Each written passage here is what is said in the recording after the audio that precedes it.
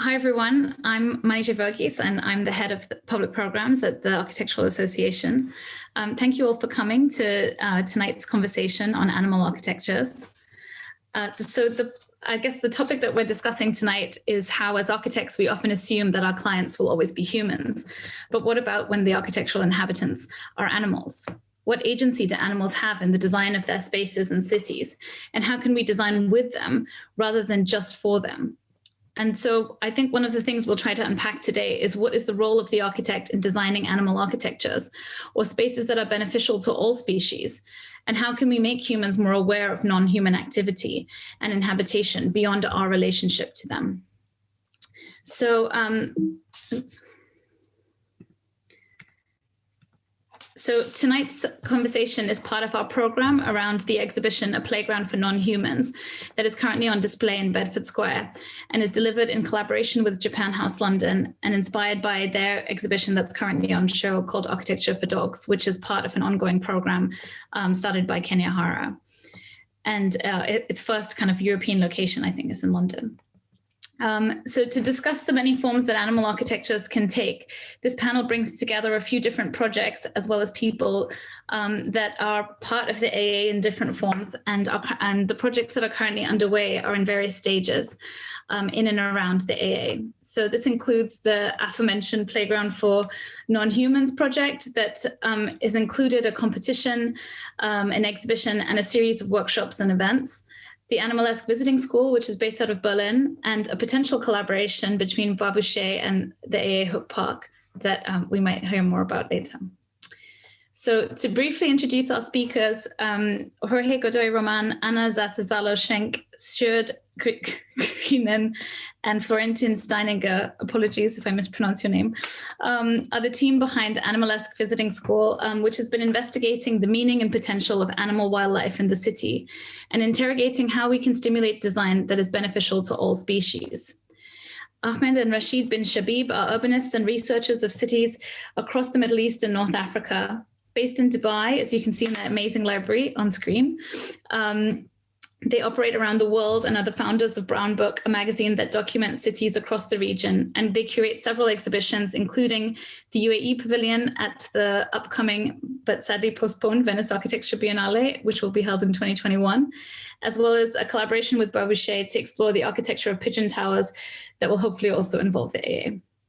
And then Shin Egashira makes art and architecture in addition to running landscape workshops in rural and inner city communities around the world.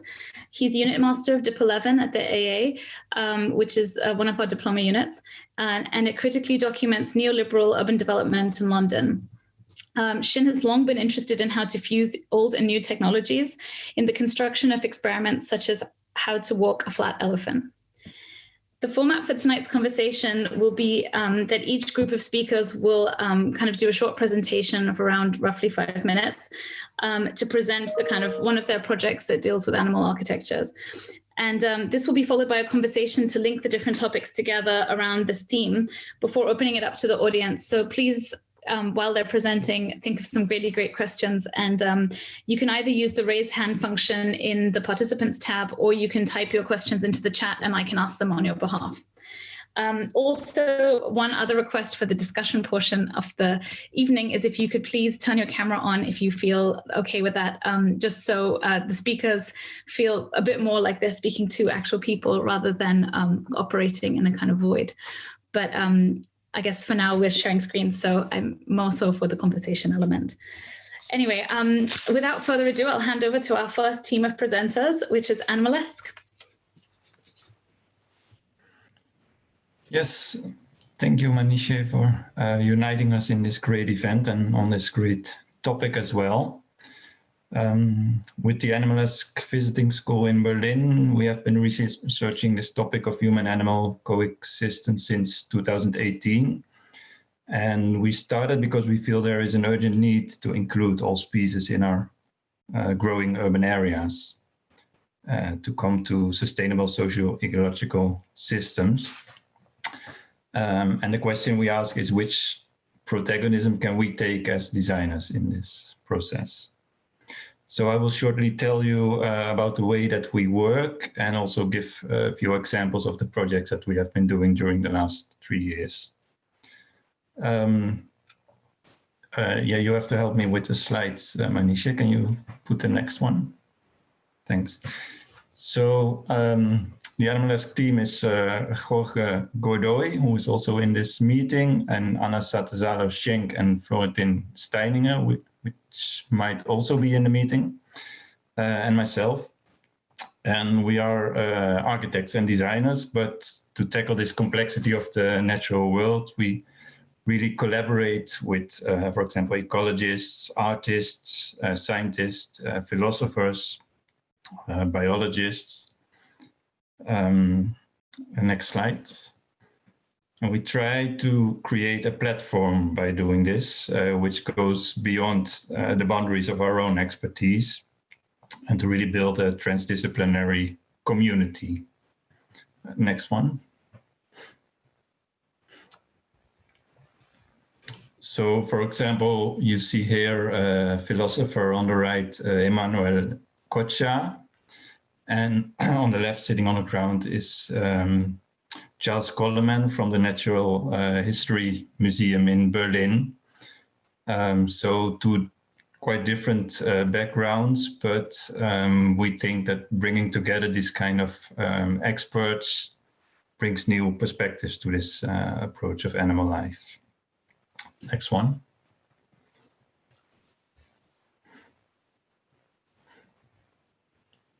So the way we try to work is to really let go of our anthropocentric perspective and try to get into the animal perspective, the more ecocentric perspective. And to do that, we really study the animals on a very detailed level, try to get inputs also, again, from experts that really work with animals to understand more of the animal behavior and their patterns.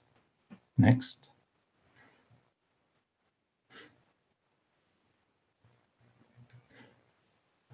And also what we do is we really try to work with natural materials, which are often very related to animals, and really try to get hands-on experience with these materials. So in the picture on the left, you see somebody who's working with a natural fiber rope.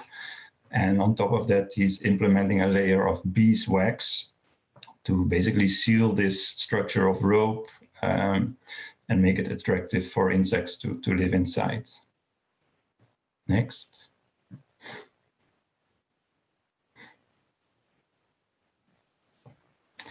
And after we create these kind of prototypes in which we also test the materials, there is also the layer of speculation and monitoring of these prototypes to see how are they really responding to nature and to natural life, and to also think about visions and scenarios in which they could evolve.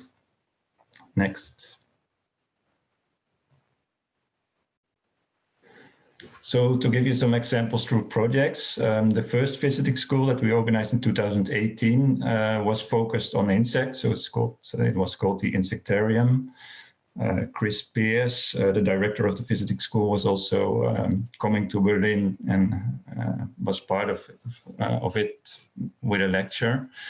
But we really tried to get into this insect life. So that meant we had to work with microscopes, cameras, and really monitor what the insects are doing, what is their behavior, but also what are their needs, what are they responding to, and how do you trigger them to, to find a way of collaboration with them, basically. Next. So one of the projects that we did was with crickets, and students were finding and building shapes for the crickets in which the crickets would feel comfortable.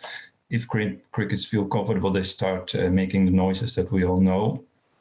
And by recording and augmenting these noises, we built a soundscape as like a layer in the urban soundscape. And also this was visualized, so a visualization of this sound mixed with the urban sounds. Next, please.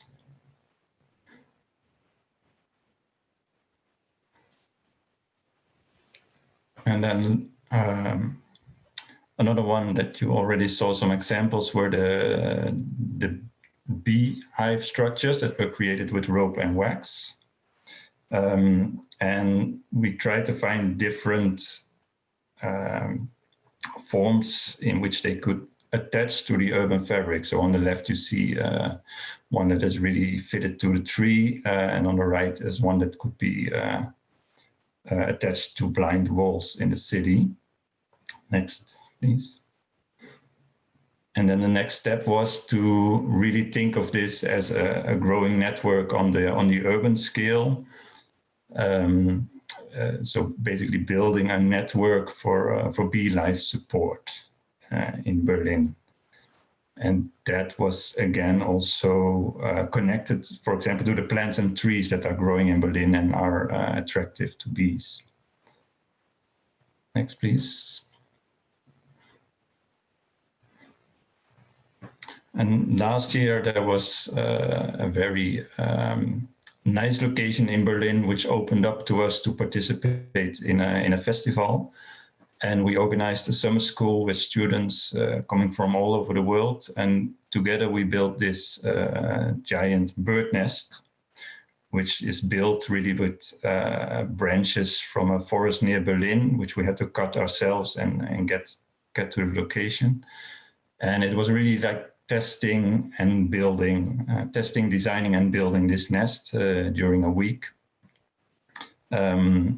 Which is kind of a metaphor for the birds in this remote area in the city of Berlin. Next, please. That brings me to the project that we are organizing now. It just got launched. It's the competition. It's called Animalist City, and it's a movie competition. We're asking for short films on cohabitation, human-animal cohabitation.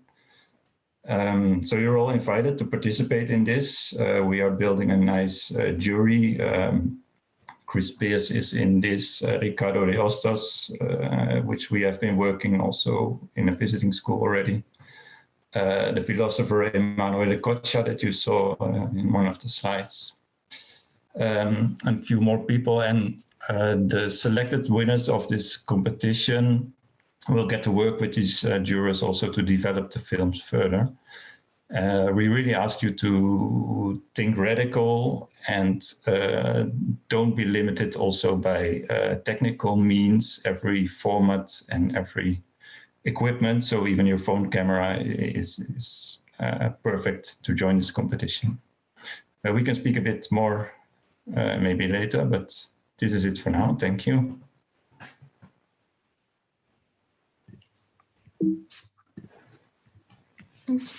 Thank you. And so now moving to the next presentation, which is by Ahmed and Rashid. I'll stop sharing mine so that you can share your screen. Perfect. Okay, perfect. So thank you, Manija, for inviting us. I think we're all excited to speak about this project.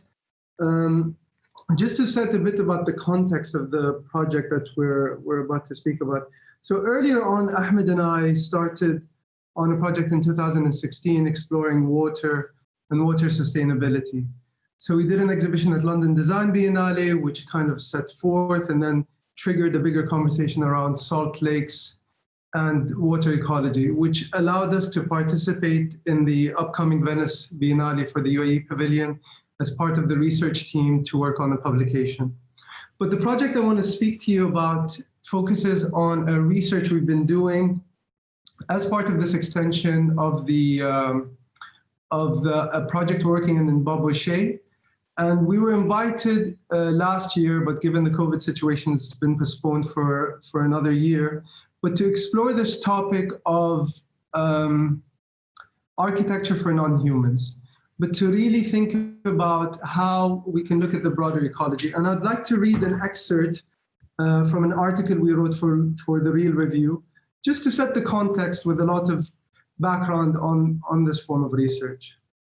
So our infatuation with pigeon towers or dovecotes began this January on a recent visit to Marrakesh and Alexandria, just before the world came to a complete halt. Riddled across the North African terrains, our drives between cities, towns, and farms showed that pigeon towers defined the landscape. Built from mud, lime, clay, earth, terracotta, salt, and more recently on top of building towers assembled from scrap wood and corrugated sheets, it is an unmistakable urban identity within the city's fabric. So why were there so many, and why did we stop building more for nature? So my mother, being a master negotiator, managed to get us into a few houses and farms to study these towers. And it was clear why these towers remained relevant within North African cities. They are part of their livelihood. They generate an important part of their welfare. They eat pigeons. They eat and sell their eggs. They gather their droppings for fertilizer, agriculture, and soften their leather. So if you were in a remote part in a North African city, a pigeon tower can feed you, your family, and create fertilizer for your crops, which in turn can allow you to trade and generate income. So in a region which faces tumultuous turmoil, a pigeon tower can mean life or death. So pigeon towers were part of the Middle East since the dawn of agriculture. Studies have shown that they migrated to fields as farmers sowed their crops.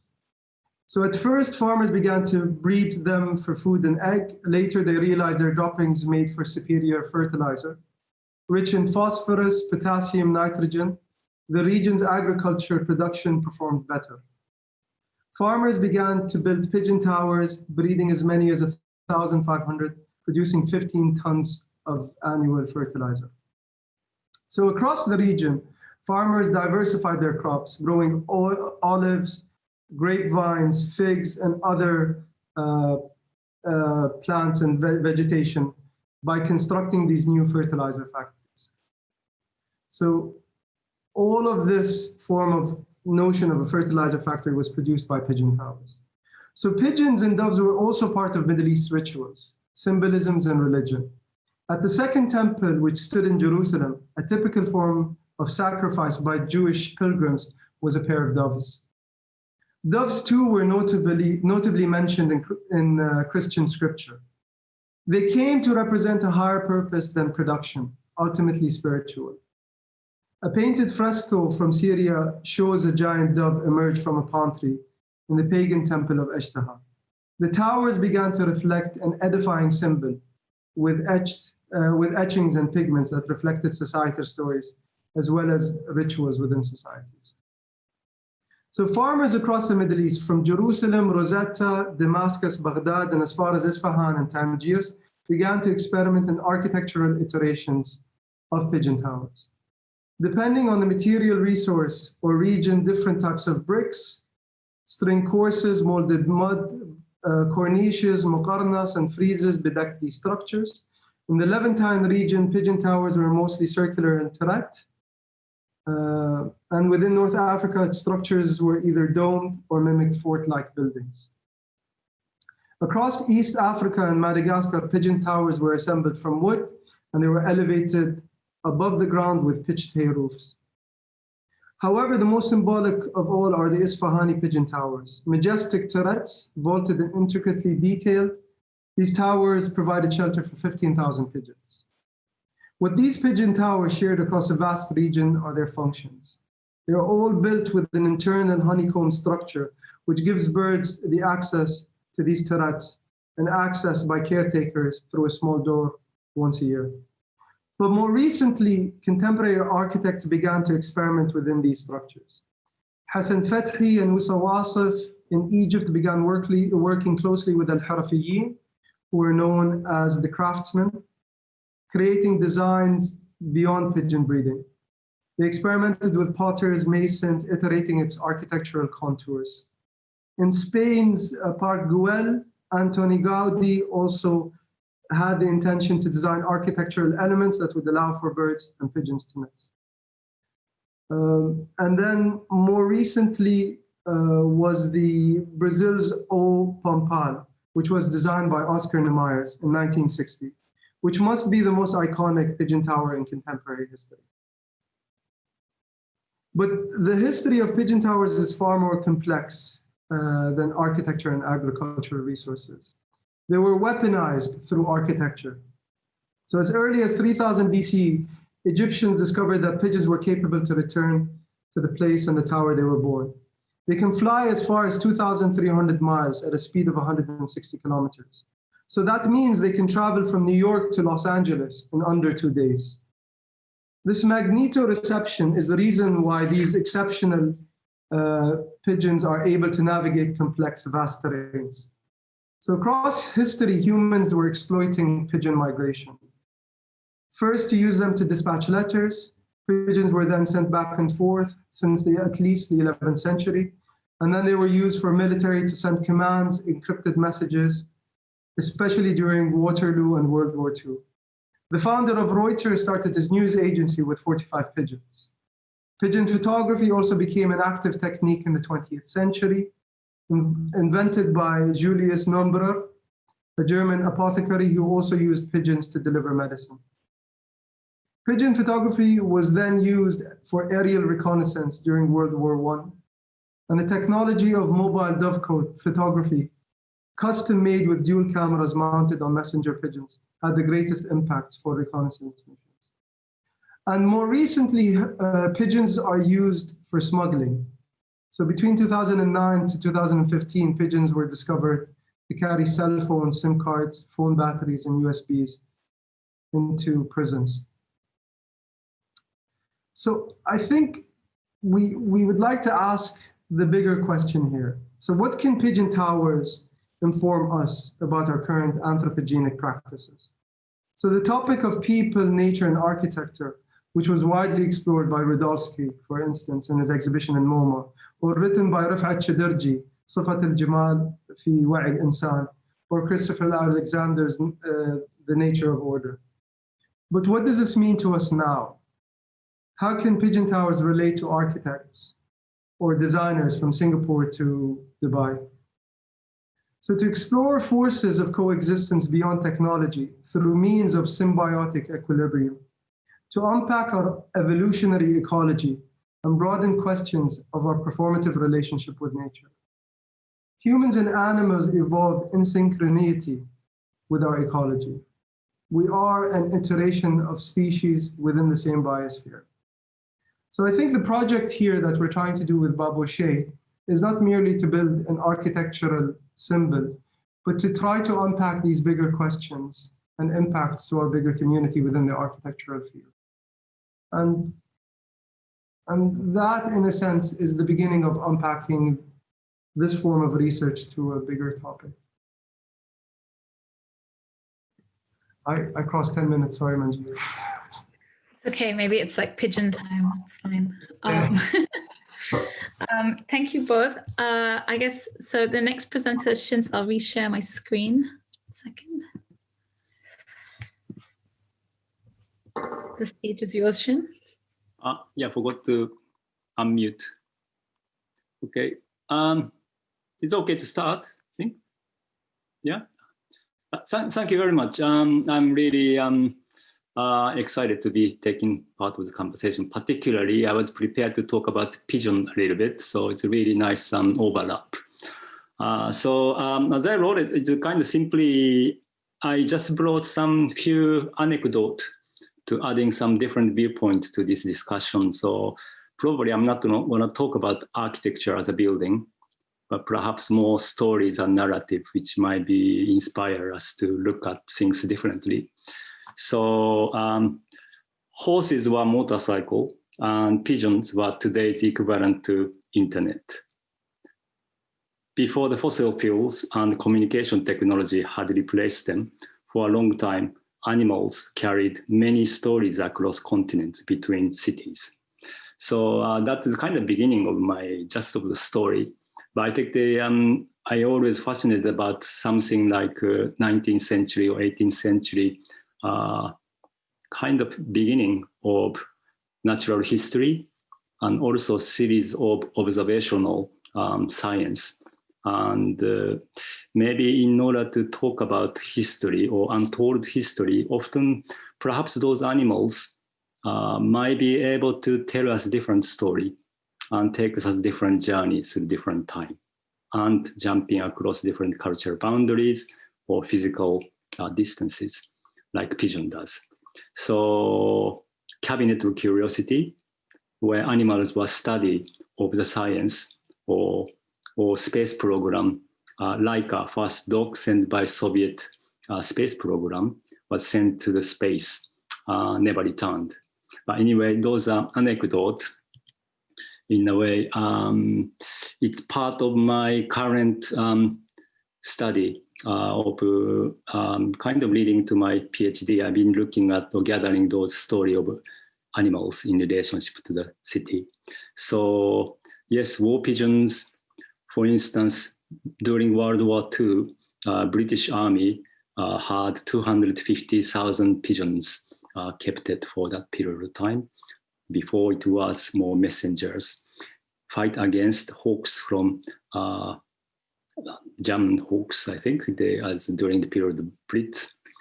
Laika was found on the street in Moscow. So this stray dog and captured, and without knowing where he's going, he sent to the space and never came back. And of course, he died just before reach to the atmosphere, I was told. But in fact, it's actually become national hero. It's become a postcard, stamps and so forth. So whales, we know that maybe a couple of years ago, whale arrived to Thames. And the whales in Thames in the past visited Thames River, it's London for 6 times from imperial period in London. But also, it's also tell us some sort of slightly much darker history of imperial past, where animals were resource until whaling was banned in 1960s. Whales was actually resource, again serving for First World War I and II, and also some of the street lamps are lit by whale fat. Factory was in Elephant and Castle, and so forth. So I think this is a kind of bit of example, but tonight I think what I prepared to bring to the table was the story of elephant. So manager, please, next slide. Yeah. So brought this 2 representation of animals.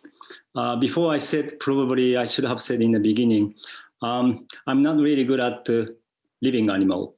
So I don't have a pet and I can't really look after them. But actually I may need the animals to be accompanied with. So I like the story of animals and cultural representation. So most of the example I show is animals already dead, not living one, but maybe ideas and stories and narrative, which such thing animal like elephants carry, which is takes us quite interesting understanding of world, continent, and cultural differences. For example, Hokusai's woodcut. When he drew this elephant, when I researching that current time during the living period of Hokusai in Japan, there wasn't any elephant in the past being given as a gift, like panda bear equivalent today. But all what he had was about story of elephant and the narrative and the poetry and description. So this is a blind man touching different part of the elephant, arguing how the elephant look like. It's about a bit of more Zen teaching. So at the same time, while Hokusai is using imaginary journeys through this beast, and almost similar period, Edward Muybridge looking at elephant through the photographic view. So there's a camera he built and scientifically analyzing movement of the elephant, which led into more probably pioneer inventions for the video or films technique.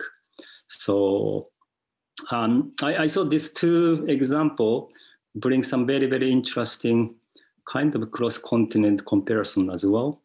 And also, this tale of elephant itself actually originally came from India, where it had been written 5,000 years ago, traveling across the continent, different language, by the time they derived in Japan, where actually translated its kind of notions into slightly different forms, slightly more abstract. Next, please. Yeah, so this is a kind of mapping of where these two elephants came from and how they arrive and how those elephants are presented or represented, what sort of technology available, and how those artifices and knowledge and story travels across the world and the continents. So that's still working in progress, but along which carried out series of fragments, technology, narrative, and event. So my intention was to gather all those unrelated or perhaps maybe linked by animal in order to construct some objects to speak about time depth, some differences. So as if we take world journey and the journey through 19th century to today, and imagine how Muybridge and Hokusai might have been collaborated together to describe the world by employing some modern technology to assist. Modern technology, in this case, or recycled, reused, or recomposed somehow. So next, please. So this is just short video footage of the installation. You could,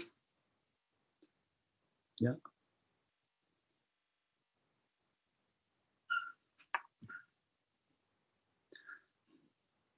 So zooming in from textures and reading of the elephant merged with how to animate Muybridge's elephant into actual action and superimposed to scenery of the city and the people and the movement as a part of the urban space in Tokyo. So this elephant, again, you see kind of strange mixture of motions and sensor and reactive elements where people come nearby, this elephant turn around and walk away to this different direction. And when you touch, zooming into different skin, and also same time transmitting urban sceneries around it.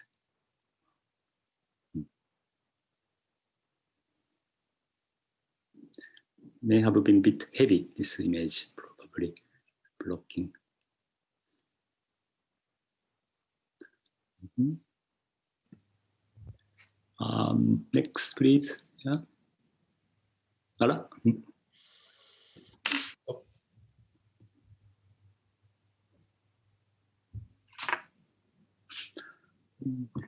So it's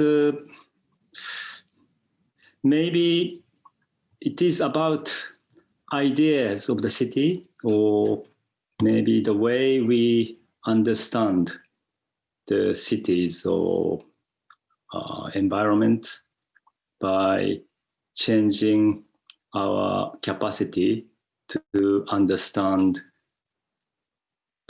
history in different way, or perhaps stories, and also time sequence, so that we could actually effectively put some of the question why, for example, architectural knowledge are considered to travel from west to east or different part of the world, while other cultural artifact and story may have traveled in different way, a bit slowly. At the same time, how cities' knowledge are often distributed to periphery. Then at the same time, there might have been lots of forgotten story or forgotten importance of the tales which all those animals carried out slowly or step by step, or brought together with the another information somehow. So that is just a tale, so it's no answer, but I thought it might be quite nice to add some bit of topics to our discussion. Thank you. Thank you, Shin. And I'm just trying to stop sharing. I guess thank you to all of you for some really different but really equally interesting presentations on different ways to look at animal architectures. Maybe to start the discussion while the audience starts thinking of questions for all of you. I think humans have always been fascinated with the ingenuity of animals and the way they kind of occupy space, create their own habitats.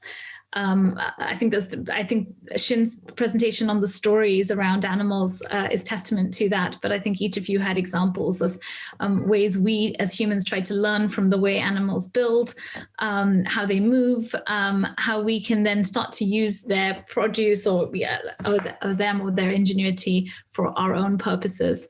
But it seems like right now there's a return to that kind of focus on animals just by nature of even these 3 projects kind of being prevalent at the AA right now. And I was curious as to why each of you thought that was the case. So why is it because of a global pandemic and we spend more time looking at nature? Or is it something that has started right before that? Is it the climate emergency? Maybe each of you could speak a bit about why you think that there's a return to focusing on nature, but specifically animals as architects.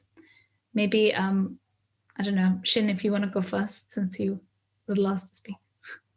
Okay. I don't know, I can only be reflective about being at AA, we have a privilege to look at number of the students' project every year or every 6 months.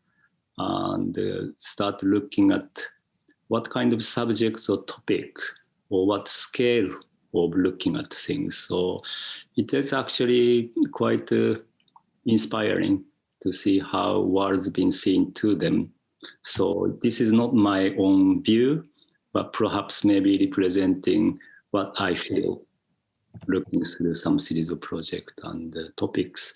And I think the pandemic situation, which unfortunately we don't have a much direct discussions. We can't be given opportunity to really scrutinize it because of this remote condition.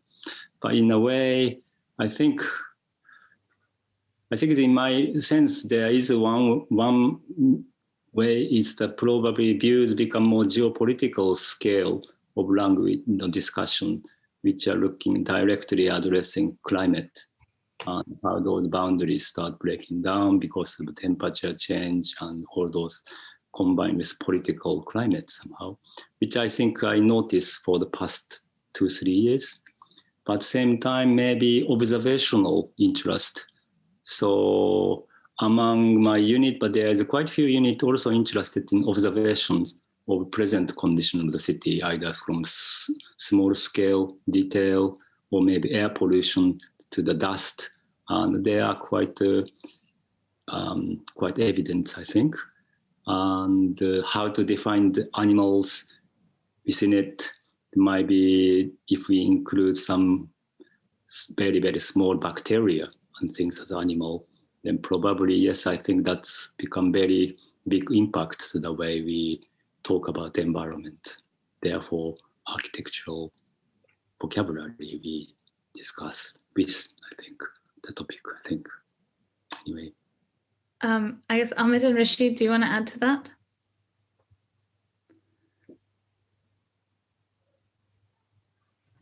I mean, thank you very much, Shin, first. I really enjoyed the presentation. But yeah, I mean, just to add to the point of, I think also we have to look at these conversations from a global north, global south kind of scenario where every problem we tend to address seems to be a technical one, whether it's food security or whether it's architectural engineering. I mean, what attracted us to projects similar to the Pigeon Tower is this passive form of architecture that can sustain the welfare of a family. And if you think about somewhere quite land that is not well equipped for agriculture. Anybody would try to approach it with a technical solution, trying to build some form of food security or a vertical farm and so forth. Whereas solutions of the past are quite pragmatic and practical. Pigeon Tower can offer so much more. And that was the appeal in that sense. And that's what we saw actually on the ground. Moving across places in North Africa, you can see these cities and families are sustained from one pigeon tower. They're able to fend off for themselves and survive out of, in a sense, in a closed economy. So I found that to be such a powerful idea of symbiosis. Yeah. I guess Jorge and Stuart, if you want to add to that.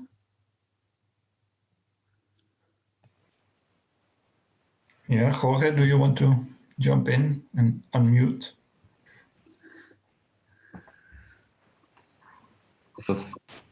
Can you hear me now? Yeah. Hello, everybody. Yeah, I'm also part of Animalesque. I'm very happy to be here, exchanging visions, ideas about this. I would like to mention that regarding first to what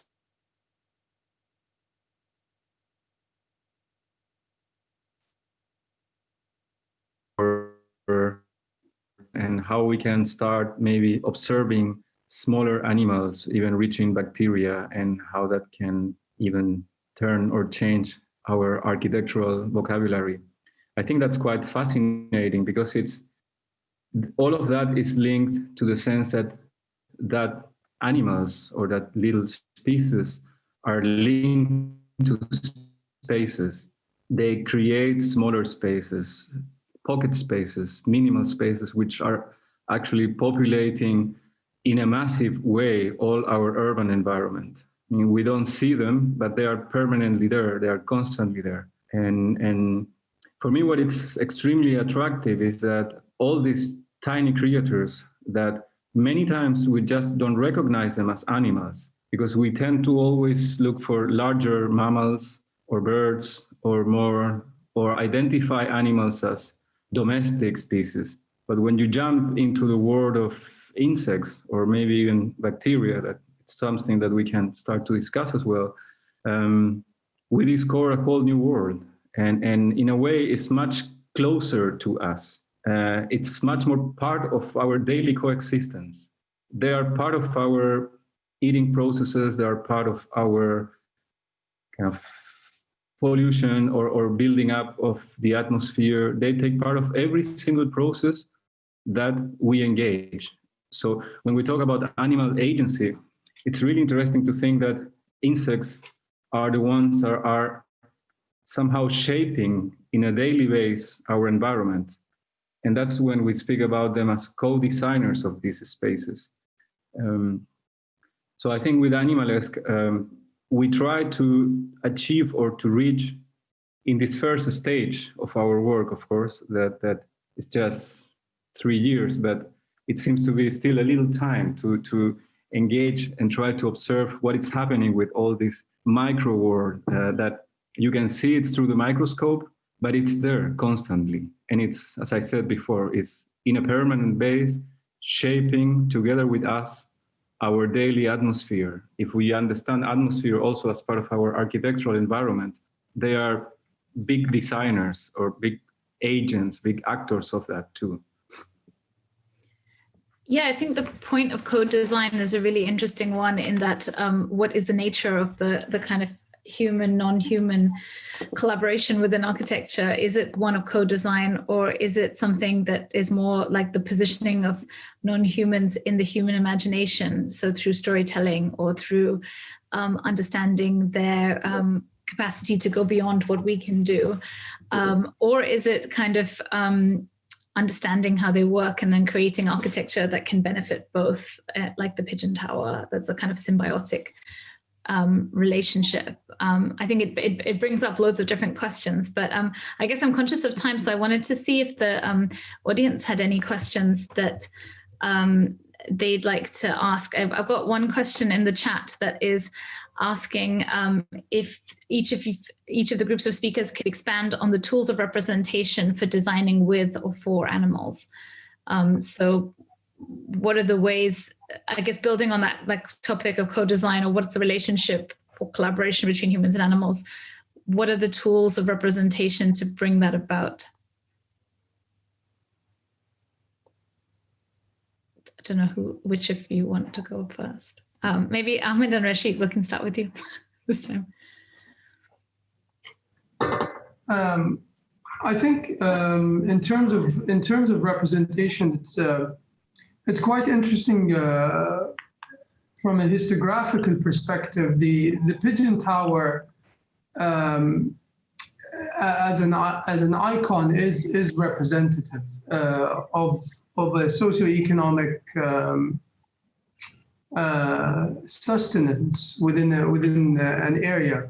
But I think also beyond the structural representation, what I find interesting about the idea of animal architecture is the architecture in itself is an artifact that poses larger questions of our performative relationship with nature.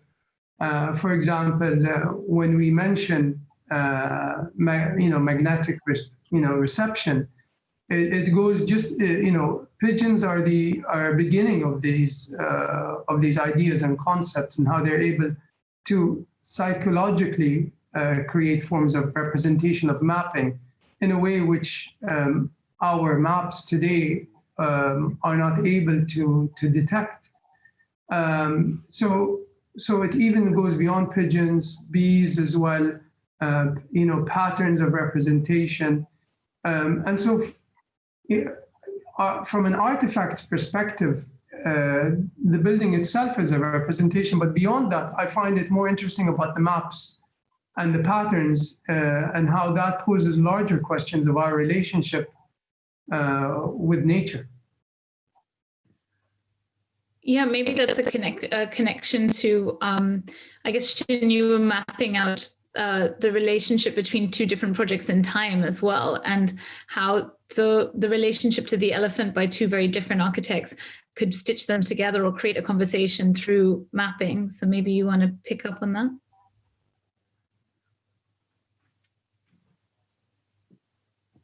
Me? Mm-hmm. Yeah. Oh, okay. To be honest, I wasn't really consciously thinking about the form of representation, but I think maybe the reason I put the cabinets of curiosity in the beginning, they were actually natural science, but they are not categorized according to species or different way.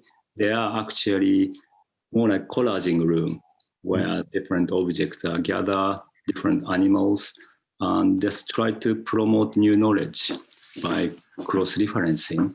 Then I think it's quite interesting if we think of how museum curations or how those institutionalized knowledge according to natural history might have been kind of ordered in particular way or according to different reading of understanding of animals. So there was a separation between different disciplines, natural history versus science, or kind of. So I think what I'm saying is that maybe if we just take some idea of architects away, then we just think about form of representation, then I tend to be more inclined to use form of representations came out from either photographic journalism or science documentary, because they have amazing lens and the way to describe some detail, at the same time tell us a story to reveal, and at the same time paintings, cultural representation, they are actually far more informed by different layers of understanding. So I think maybe form of representation challenge to the architects that are we spending enough time to look at things? Are we spending enough time to really goes beyond architectural formality that goes to scale and language itself? So what I really intrigued about first presentation is when you really start looking at behaviorology of different animals to really challenge some form of representation. So Yes, that's yeah. really refreshing. There is, now that you mentioned institutions like natural history museums, for example, on one of our slides, Short was showing Emanuele, the philosopher, together with Charles Coleman, who is a taxonomist and curator of the Natural History Museum here in Berlin. And his job as a scientist, it's absolutely fascinating. He's an illustrator, and he travels to different parts of the world and only just focus on arthropods. So wherever he goes, his goal, his aim, is to discover new species of arthropods. So for that, he has sometimes to go deep into the Amazons, or he has to dive under the Antarctic ice, finding where are these creatures. Every time he gets one, he brings the animal back to Berlin, and his way to learning from it and to describe it as a new species, it's just drawing it through the microscope. So that goes really into the old tradition of drawing as a tool that was developed by mainly, I wouldn't say German, but strongly here in Germany by naturalists at the beginning of the last century. So the archives of drawn animals here at the museum is massive. And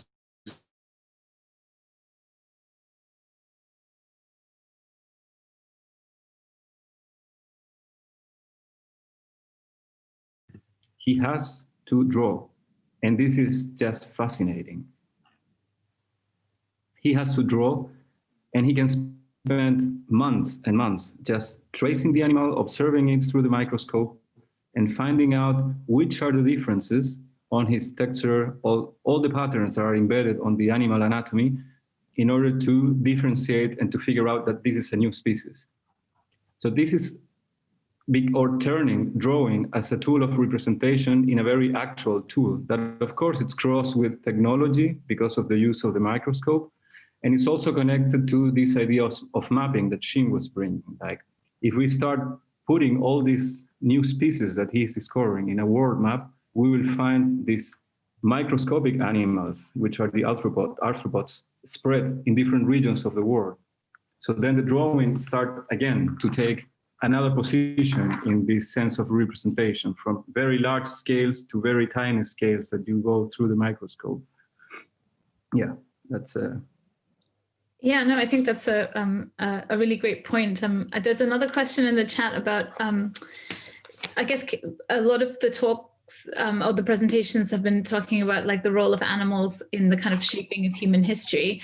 But the question is kind of about the reverse of like what role can humans play for animals to recover or prevail in relation to kind of impacting climate change. So can this animal architectural approach contribute towards that? And as an example, they've asked, they've said these kind of huge like cricket storms or locusts as a result of the changing environment. How could this kind of human-animal collaboration or a kind of more collaborative approach impact this in some way? Maybe, like I guess Jorge and Stuart, if you can talk about some of your research and how that maybe impacts the climate crisis. Sure. Do you want to jump in?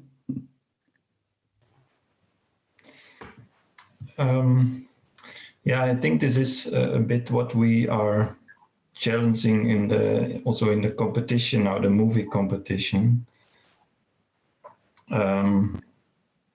because it's really like trying to get the change of perspective that the cities are ours into that the cities are a common place of animals and humans, that we are one of the animals that are part of the urban landscape. So that really goes into what we actually can also learn from animals to start shaping our cities.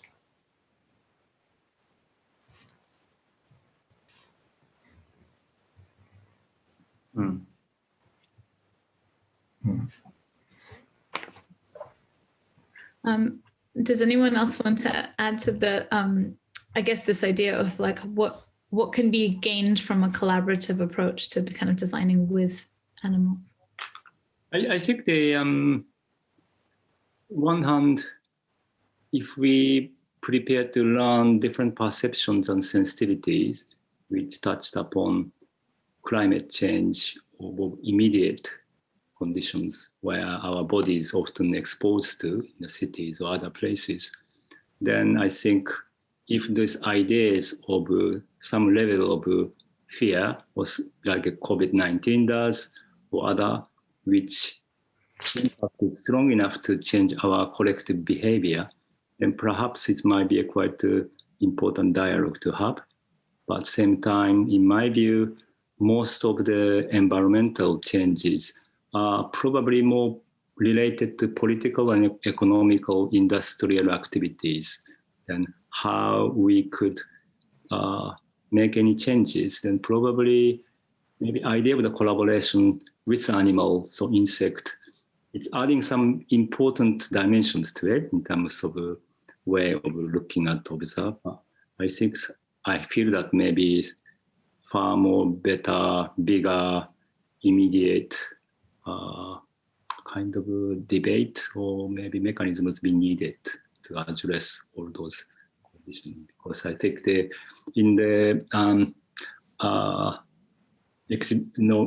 earlier on I was talking with David Greens about dog because of the exhibition, and we just realized that probably dogs have a bigger populations comparison to human beings. And we were joking that, well, probably we exist in order to support the dog. On the other side, we are actually helping the dog to exist. Then we become the conclusion that probably we exist, world might be much better place if we exist in order to serve the dog. Because if they have a different species and different sizes, and they have seems to be evolved along with humans for such a long period of time. I don't know if that's answer any questions or not. But, I agree, Shin, by the way. But maybe I'll just speak just 2 minutes about another research we're doing for the Venice Biennale, which looks at wetlands and salt lakes. So that's the premise of the UAE Pavilion. And I don't know if anybody's familiar with the research about the IPCC report and deep adaptation and the current evolution around deep adaptation.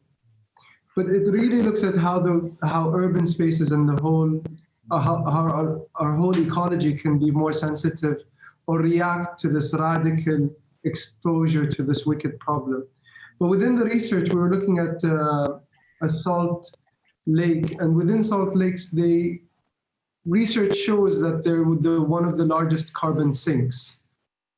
And the fact that actually it's necessary for arthropods and insects and birds to migrate and sustain these salt lakes, because they're kind of some of them are landlocked, some of them are on waterfront and they're intercontinental, but a lot of them are landlocked. And so it's very important for animals and birds to migrate towards these salt lakes and to keep them sustained, because they are carbon sinks. They're one of the largest carbon sinks, more so than the rainforest.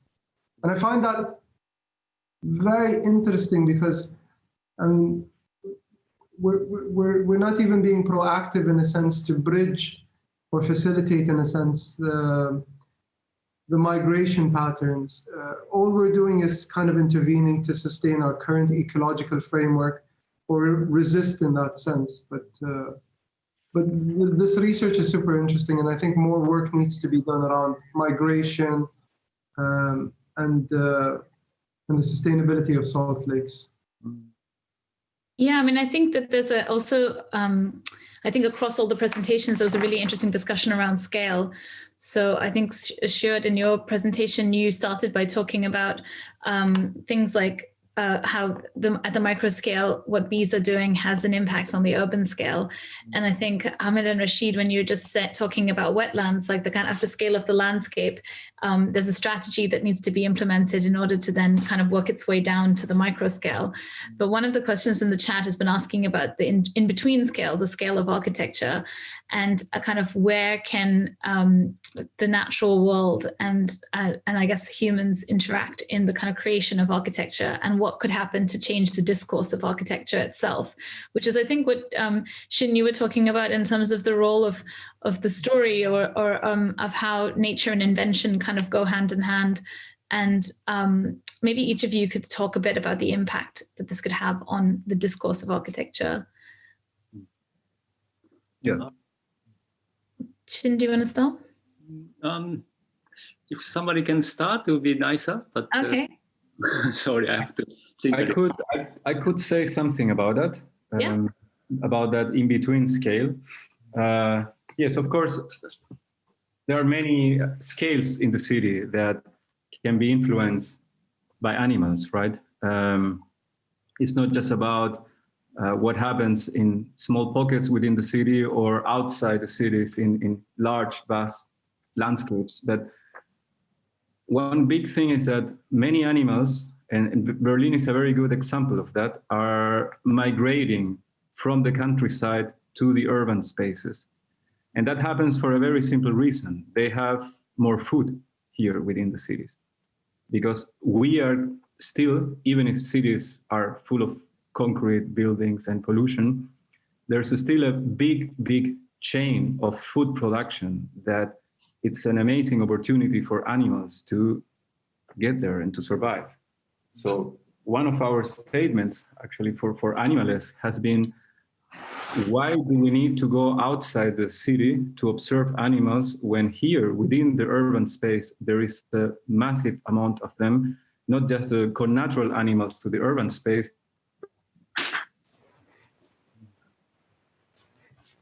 in the city. And that, of course, means to react as architects and means to react as urban planners, like what kind of spaces we should provide for them, what kind of biotopes we should build for them, and how these biotopes can be understood as reserves, like thinking that they can be part of a park or small natural reserves within larger green areas. That's one way that already frames what a biotope activity can be. But also, I think there are many other opportunities that's where architecture can actually start playing a much stronger role. Like it's thinking how our current typologies, how our current architectural archetypes can be readapted and rethought if we think about a new layer of incorporation, that it's how do we bring animal space, animal habitat within our own habitat. And that means creating a real, some sort of threshold of coexistence. It's like, how close do we want to be to these animals? Do we want to observe them living in a natural reserve, or do we really want to coexist with them in a space that is our daily space? It's a space where we develop also as humans. In that interaction, I think it's an opportunity also to break this sort of understanding of the animal as an utilitarian animal for humans, but put the things the other way around. How we can be also utilitarians for them, which in a way is happening. When they migrate to the cities are becoming an opportunity for animals to survive. In a messy space that we are creating, they also have a chance to survive. But then how that can be mediated by architecture and not just happening by default, right? Or in a kind of just natural emergent way. I don't know if that answers the question, but I think it's an approach to start placing architecture and real and concrete architectural actions in thinking models of coexistence. If I can possibly chime in, I agree with Jorge in this kind of idea that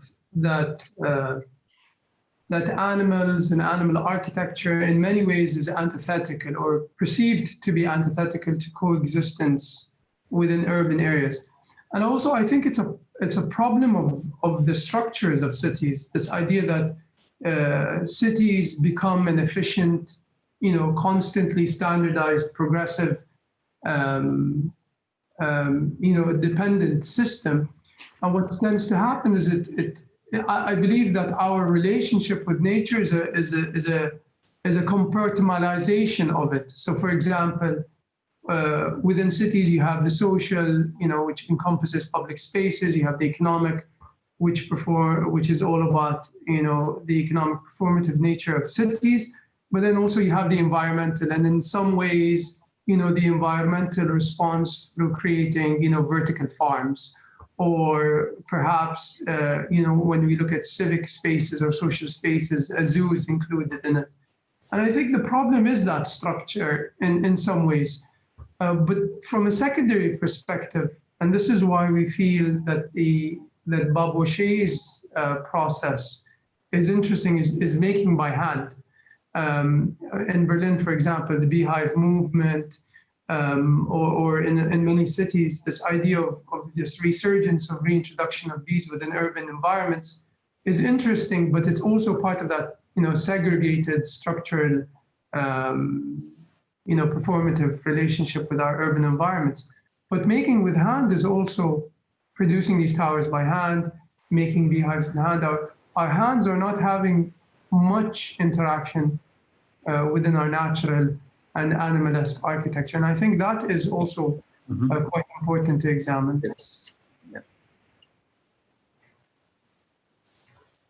Yes, definitely. I think the compartmentalization point is really true, that we see cities as almost like excluding anything wild, or like cities are kind of the man-made product, when actually they should be a place where we can all coexist together. Shin, did you want to add something? It was about in-between scale, no? Is it? It was kind of about how do you operate across scales, or what about architecture as the in-between scale to bring humans and nature closer together? I tend to see architecture in slightly abstract terms. So the architecture meant to be built artifact and object, and perhaps scale will be quite limited. Maybe, I guess maybe previous two presentations I see through and all those projects, perhaps I was interested in the time scale which each project to deal with. Then idea of maintenance, how it will be maintained, and how they actually continue to exist as a part of something. So in that sense, probably who's gonna build which materials is quite important, but maybe, so it's not about how they look like, probably, or how they represent, but maybe time sequence. For example, if you're a landscape architect, they might be more knowing how long certain plant would grow and how often really maintained, because probably landscape is also artificial, not natural. As the minute it's been planted, then comes with some kind of way to maintain somehow. So I think that time scale shouldn't, architecture lifespan should be much, much shorter, or has to continue to exist. Then I think that combination might be quite interesting topic to address in the form of design practice, I thought. Yeah, since you raised the topic of landscape architecture, I thought we'd bring into the conversation a landscape architect in the audience to contribute. Hi, my name is Thijs de Zeeuw. I am indeed a landscape architect, and I've been you can hear me? Yep. Yes. Yeah, okay, good. I've been designing zoo enclosures, so very much focused on a specific animal. I really like the elephant story because I designed the elephant enclosure in the Amsterdam Zoo. And I think the zoo is also this kind of intermediate architecture, you could say. And what I really like at the moment is that we're not just, I'm asked to design for a specific animal, so you investigate the animal, but it's also part of an urban ecosystem, all those enclosures. They are open systems, they're part of a larger system. And what I also try to do is to kind of merge these systems. And I really liked your question, Jorge, about how close do we want to live? How do we want to live together? And the zoo is, of course, a kind of institutionalized way to live together. But at the moment, we're working on the zoo of the future to see if we can find narratives to open up the zoo concept to more urban principles. So I really I'm really enjoying the presentation so far. Thank you all very much. I think you also add up to each other very much, very nicely. And what I was wondering is that you were talking about stories, animals and stories, Shin, and what are the stories of today? Animals get basically extinct, or they are pests. But we want to design for biodiversity, basically. So that's also what you're trying to do in Berlin. I was really wondering how to design for the unexpected, basically. How do you do that? So maybe you can answer a bit on this. If the wild is your new story, then how to design for the wild without being this patronizing human, saying the bird has a flight hole of 30 millimeter and stuff like that. So I was really curious if you have thoughts about that. I can maybe say something about the projects. For example, that nest that we had built. Yeah. In a very natural environment, but still in the middle of the city. We were speaking already about the factor of time, but the seasons also become very important when you start building for wildlife, especially in our climate where the season changes very strongly. Because we actually made a mistake with this nest, we started to build it in August, which is the moment that the birds actually start to gather, to migrate to warmer places. So we completely missed out on our purpose to have birds integrating in this or occupying this nest. That didn't happen. But other things did start to happen with the season changing. First, there was a lot of grass still growing into this nest, the natural grass that was already in this kind of swamp area. So that started to mingle, and because of that, attracting a lot of insects also. But then winter came and these grasses disappeared completely, and the shape and the strength of the nest changed also because of that. So there is a very strong response to nature. And this is maybe what you were saying, like design for the unexpected. This is maybe if you want to give places for wildlife, really for wild animals, and not in the case of a zoo, it's very hard to know on beforehand what will happen. And this is maybe something you have to accept, but you're giving an opportunity for nature, and if you're lucky, also the animals that you are focusing on. But it's hard to control. And maybe also for the beehive, something similar actually happened. The bees didn't seem to be too much interested, but other insects came, and because of that also birds came, and so the whole biodiversity of the place where we were testing these beehives, which was in a very, let's say, stony area in Berlin with little wildlife going on, it changed the biodiversity. There was a response and a reaction, a positive one, I would say. Not the one that we expected on beforehand, but still. Yeah, I'd like to just add in, I think one of the challenges when looking at our relationship with nature is, I think, also looking at the formalities of urban spaces. I think within Europe, particularly with over-regulated urban spaces.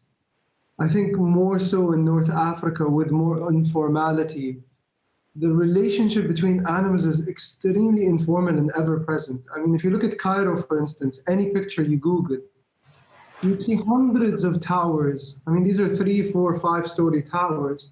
And then on top of it is this informal structure of a pigeon tower. Or you would have horses around or donkeys. It's just, I think also particularly, I would say, over-regulated urban areas tend to compartmentalize the life of the wildlife within cities. Even in London, when you would see a fox, or cities in Europe, you'd see randomly a fox. It would be designated in parks, for instance, or running in between, and it would be in some form of safe zone. But I would say that the argument for a majority of the world, animals and the life of wildlife is far more integrated than we assume it to be. And I think this is quite an interesting point to explore as well.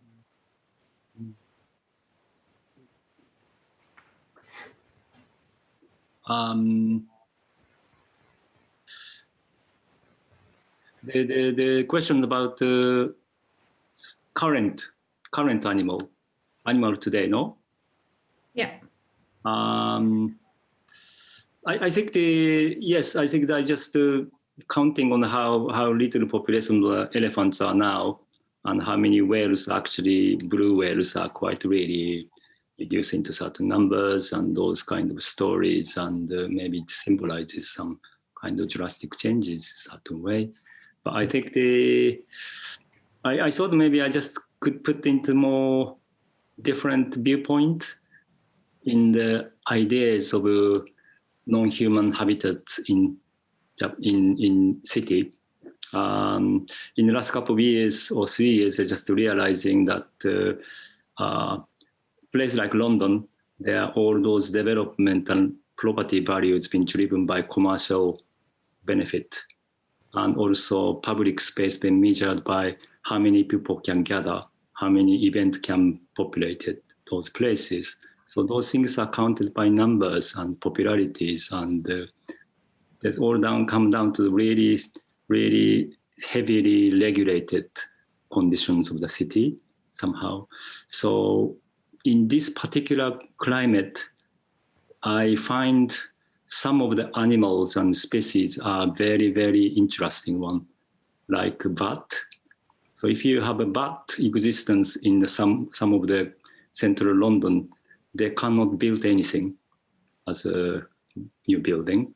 And also Japanese knotweed, there is a plant which actually devalue property value of the land. So if there's any animal existence, regardless of either rareness or impact, but maybe that could turn certain recognition of the value of emptiness or leftover conditions or waiting site in a particular place like London would be quite interesting as a counter forces to resist some sort of tendency today somehow. I guess the questions keep coming, so maybe we'll take one final question from Sabrina. I'll just unmute you 1 second. Hi. I don't know. I'm not sure what my question is. I just want to thank you guys for having this. I've actually been researching this topic for, it feels like most of my life. And to see that other people are interested in this, and now that we are virtual, makes me so happy. And I would like to share some of what I learned. And I'm definitely going to look at your it's animalistic, right, competition. And I would love to be a part of anything, but I want to share what I did for my thesis was I documented an urban environment in Savannah, Georgia, and a wetland environment, specifically on a river and a beach, and allowed that animal, and it, from everything from the water, like from the fish to the arthropods, to the mammals, everything that came through there, I documented. And I documented a natural site and a man-made site, and saw like how the animals responded, how they lived in certain small spaces. And sometimes they were damaging, sometimes they encourage other things. And each step that it was over like 6-7 years, I documented this. Each step that a man-made structure did, I documented it. And it was really amazing, because the little things that we do to make ourselves more convenient, or our activities more convenient, have such a devastating effect on the environment. And then the little things that we do, like pinning up a vine to a brick wall, can encourage so many different like insects and salamanders, and then birds, and to like my front door. My front door was like the best example, and that's what was the inspiration. I had a slight overhang and a break in the tree canopy, and a leaky gutter, and that just created, from caterpillars and snails and tree frogs, and it was just like it's like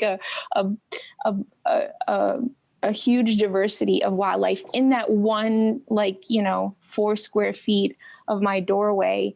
And, I just spent, all my time researching, like, what does the existing architecture create that allows these animals to be here? And I know that a lot of people view these things as pests, but, having architecture that's intentional, that allows these animals to be there, maybe not live there, but just, take a rest there, or find food there, or find shelter there, from something else, would be great. So I'm so happy that you guys are doing this. And I would like to know, like, some of the people that you read about, so that I can continue my research. And I would like to know, how can I be a part of this? I don't want to just do this for fun anymore. This is awesome that you guys are doing this. Great. Well, I don't know. Thank you, Sabrina. Okay. I guess Jorge and Stuart, do you want to start by responding on maybe readings to suggest? I'll post the link to the competition in the chat. Thank you. Thanks. I think you are part of this by being part also of the discussion, because it's we are organized in some ways, but I think that the topic is now growing also in a AA school. It's really amazing. And Manisha, do you want to? I guess I didn't know if anyone wanted to answer. Maybe any of our participants, if you want to share any of the readings and things like that in the chat, that might be good as a resource for people who are interested to learn more.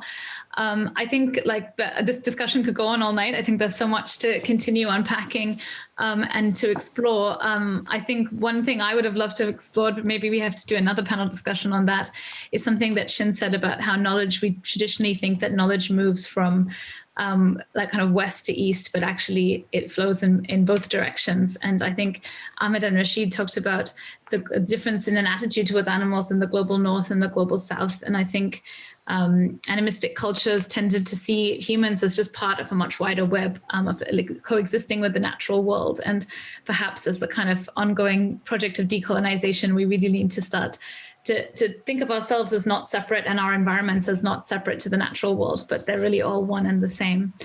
But I guess we've reached the limit of what we have time for today. I really want to thank all of our panelists for the amazing presentations and the rich discussion, all the attendees for coming. I encourage you all, if you are in London, to please visit our exhibition, Playground for Non-Humans in Bedford Square. Or if you're not in London, there is a live stream that you can watch from afar. Unfortunately, I've posted a link in the chat for you to look at, but unfortunately, because of our impending lockdown here in London, the exhibition is going to close tomorrow evening and hopefully reopen in January for people to come back and enjoy. But in the meantime, we can enjoy the live feed and watch non-humans and humans interacting in kind of proposals for architecture. My last promotional item is that if you enjoyed this conversation, please join us again on Thursday at 11 a.m. British time, so GMT, for another panel discussion with some of the contributors to the exhibition, as well as architects and designers who have looked at everything from reintroducing the wild into our cities, which is a topic that came up today, as well as the design of architecture to encourage microbes and a less sanitized view of our cities that would actually produce a healthier environment, which also came up in questions in the chat. So I hope you can all join us then. And thank you very much. I'll try and do a mass unmute so we can give everyone a round of applause. Hopefully that works. Thank you. Thank you. It's amazing. Amazing.